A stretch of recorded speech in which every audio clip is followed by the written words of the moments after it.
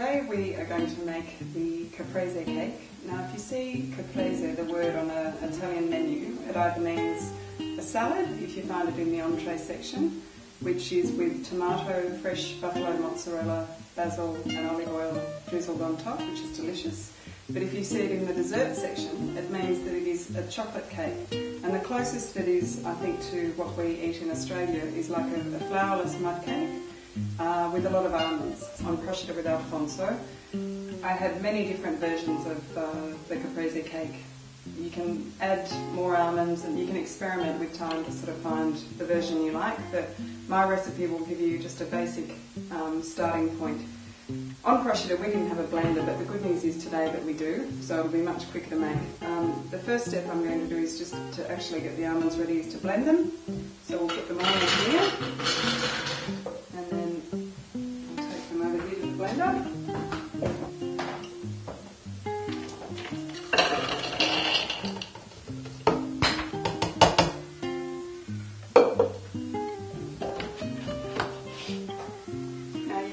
Blend it as much as you like, leave a little bit chunky if you prefer that taste.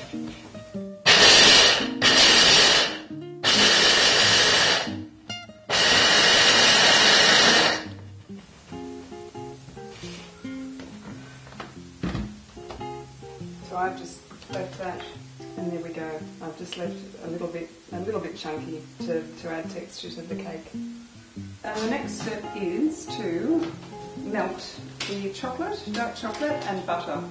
We just need to also break the chocolate up into bits. I actually have to stop myself from having a piece of chocolate here. I have to really concentrate, being the chocoholic that I am. But see if I can manage to resist. So just break that up very roughly. And what we're going to be doing is melting it, putting this bowl on top of the saucepan which has water in it, and that way it just gently melts.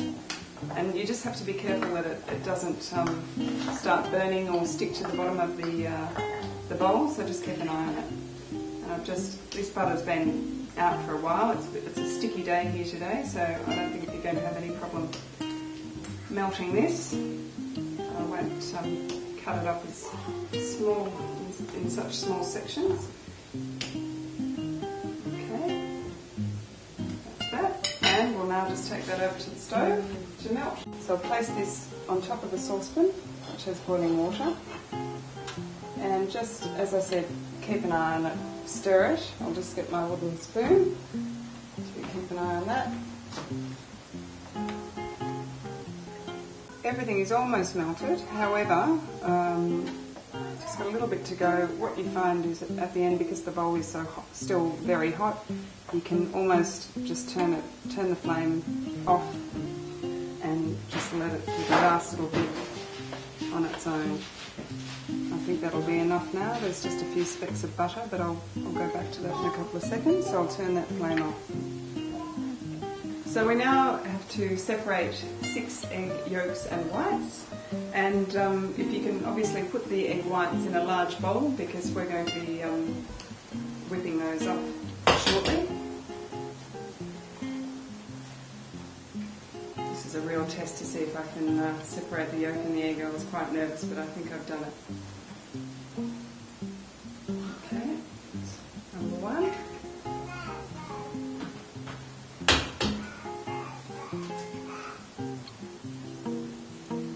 If you can hear a slight noise in the background, that would be our 7-month-old son. He's obviously getting a little bit hungry and knows that there's a cake on the way. Now the next step is to cream the egg yolks and the white sugar. So I'm actually going to use the blender again. I have to take these out. Sorry to interrupt this. Use the blender. I'll just put the almonds in this bowl.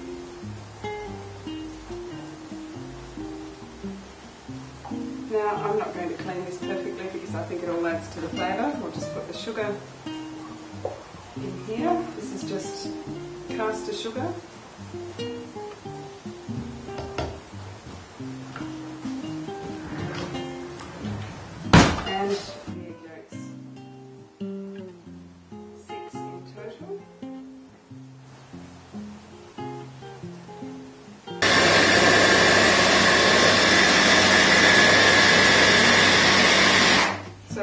it until it turns quite light in colour. I think that looks alright to me.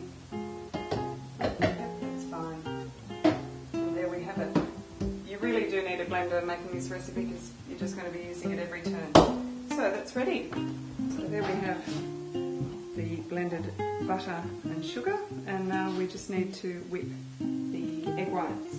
Now, I remember when I was at high school, we used to whip the egg whites the old-fashioned way, and it used to be exhausting. The good news is that we now have a blender with the utensil on the end to mount the egg whites, but the danger is that it could end up all over us, so we'll see how we go.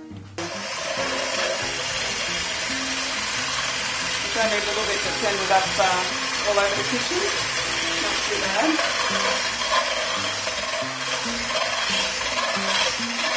Slightly tiring, but not as tiring as the old-fashioned way.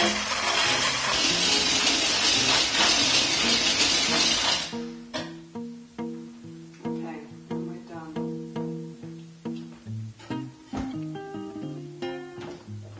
So there we go, we have the egg whites, which are ready. I don't know if we want a close-up of this, but they should be forming peaks. So we now have to... the recipe has mentioned to use masala as your alcohol. I actually haven't got masala at the moment in the pantry, but I have got brandy. You can actually add whatever alcohol you like within reason. And I've just got a little espresso cup, that's the easiest way to measure it. And I've just done that about 3/4 full. Finished off the bottom as well. I'll have to get my masala bottle now. And we tip that into the egg yolk and butter mix, and we also put a dash of vanilla. That's plenty. And now we are going to combine the egg yolk, sugar, brandy I should say, and vanilla mix with the melted chocolate and butter. Now I've actually just put the chocolate and butter mix, I've taken it off the heat, and I put a little bit of cool water just to make sure that it cools a little bit before you add it to the egg yolk and sugar mix. So I'll just take that off the stove now.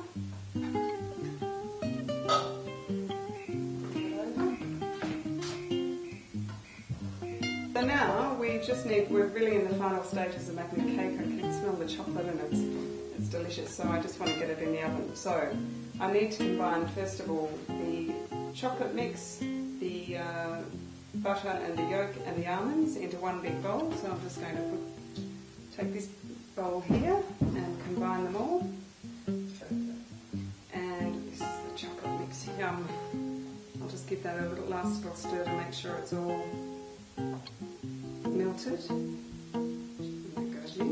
So that's still a little bit warm because it hasn't cooled entirely, but it's just important that it's not boiling when it's combining with that egg yolk. I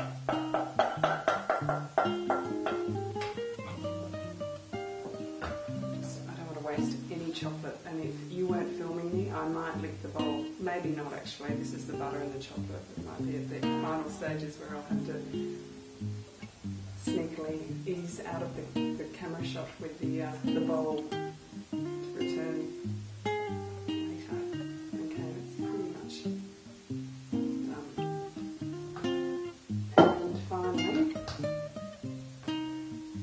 make sure this is this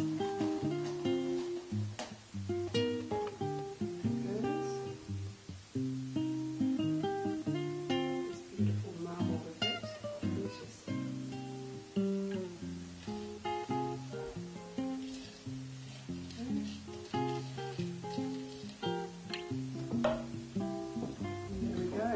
So now the final stage before we put the cake mix into the baking tin is just to fold in the egg whites. Basically you just really want to gently fold it into the chocolate mix so as not to sort of, you know, push out all the air that you've managed to mount into the egg whites. So I'll just gently tip that in. See, it's lovely, it's like marshmallow, yum, almost looks like Rocky Road at this point. put that in. There we go. And just gently move it around. So don't sort of madly stir it because you'll undo everything that you've done. I'm so tempted to put my finger in this now and just see how it tastes, but I'm being good for the camera.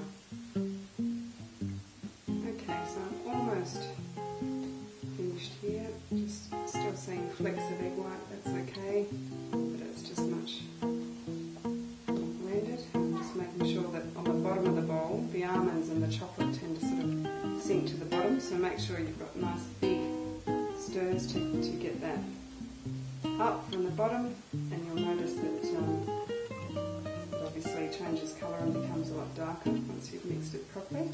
But I don't think I want to mix that anymore. That's enough. I don't want to take all that air out. So now we need to put this into the cake tin and get it into the oven. Yum yum. So I've just got this prepared. I've already greased this tin, as you might see, and we've got just a little bit of baking powder on the bottom. And now, the moment we've all been waiting for is to pour that into the tin. Just make sure that's tight. Okay.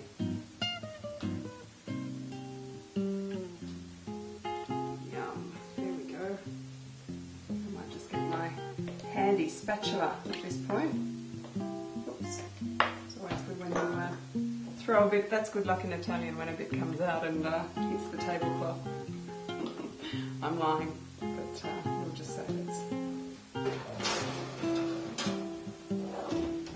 finished. I'll just put the fan on that.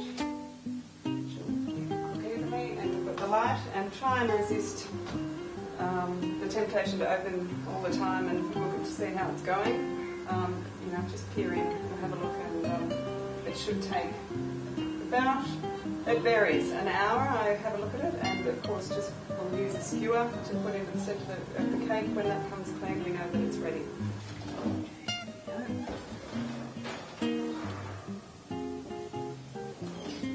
Doesn't look too bad. We have a few cracks in the cake, but that's okay. That's what it tastes like, which obviously counts. And there we go. What I'm going to do is just sprinkle that lightly with some icing sugar. And I think that's about enough for now. Proof's in the pudding, it's time to cut.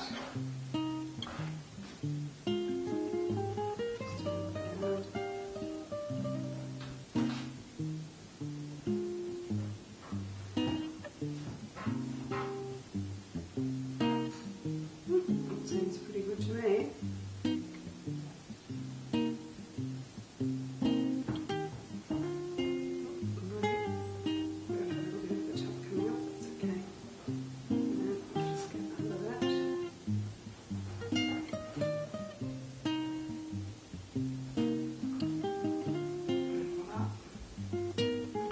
So you can see that it's very moist and deliciously dense. Yum.